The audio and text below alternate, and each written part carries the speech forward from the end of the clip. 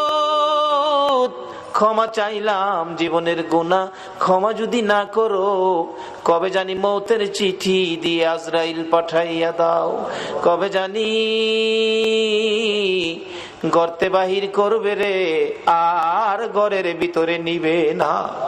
উঠানের কিনারে পর্দা টানাইয়া জীবনের শেষ গোসল করাবে রে। আদুরের সন্তানেরা ঘরের বারিন্দায় দাঁড়ায়া দাঁড়ায়া কাঁদবে আর ডাকবে, বাবা গো, পর্দার ভিতরে কিসের গোসল করো গো বাবা। মা টাইনা টাইনা বুকে জড়াবে, আইরে আমার এতিম, আজকাল থেকে তোমরা এতিম হয়ে গেছো। মউত, এতিমের ঘটনা বলতে গেলে কলিজা মানে না রে আল্লাহ। আমার বড় ভাই